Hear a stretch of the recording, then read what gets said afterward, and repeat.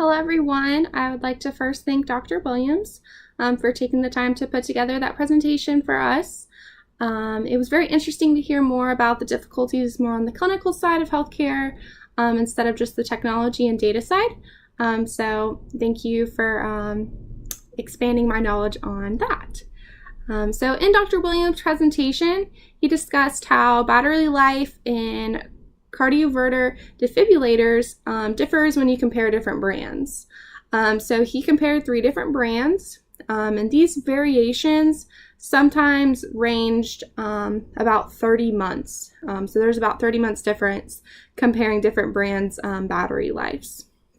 So this is very significant, as you can imagine, because when you have to constantly change that battery, it really puts the patient at risk for complications such as infections. Obviously, there's a higher cost in that as well. So there's just a lot of different complications that come with having to change the battery more often, especially when the range is about 30 months different from other brands. So the medical industry is actually very heavily regulated, and much of this is regulated through the FDA.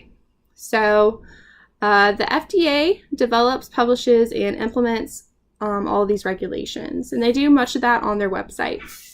So the FDA's Center for Devices and Radiological Health is responsible for regulating firms who manufacture, repackage, relabel, and pretty much import all these different medical devices that are sold in the United States.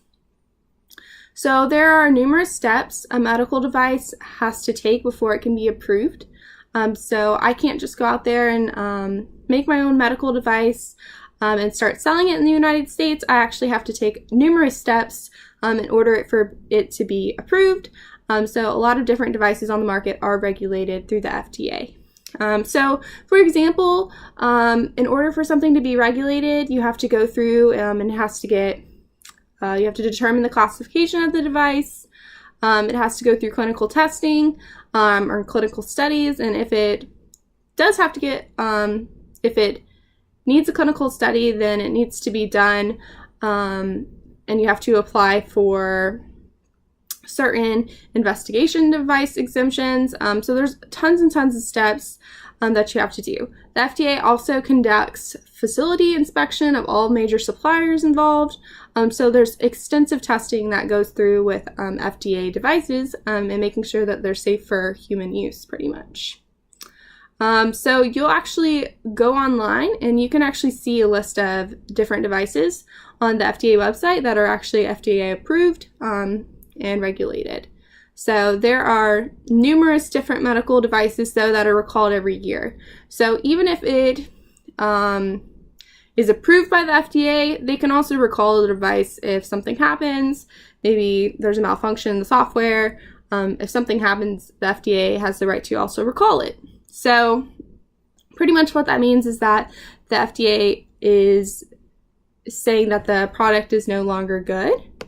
So the FDA will post summaries of the recalls online and pretty much say what the next steps are for the device. So for example, one of the devices I saw online that was recently recalled kind of relates to what Dr. Williams was talking about, and it's that it's a St. Jude Medical Center product or device, and it's actually their cardioverter defibrillators were recalled recently within about probably the last month due to premature battery depletion. So it's exactly what Dr. Williams was talking about, and those defibrillators were actually recalled, and now they're trying to get them out of the different patients that have those. So when a device like this fails, it is up to the users of the device or the staff at St. Jude, for example, to notify the FDA so they can send out a notice and stop others from kind of being potentially in harm's way. So that was one example I found, and I thought it was kind of interesting that Dr. Williams just spoke about that.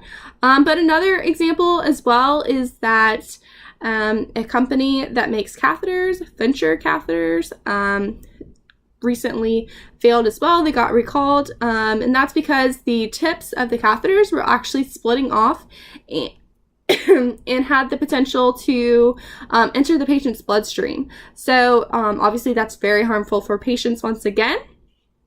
So they recently recalled those Venture catheters as well. So once the FDA finds out that something's happening and they recall the device, then they put out a notice and steps on what to do if the patient, for example, has a Venture catheter.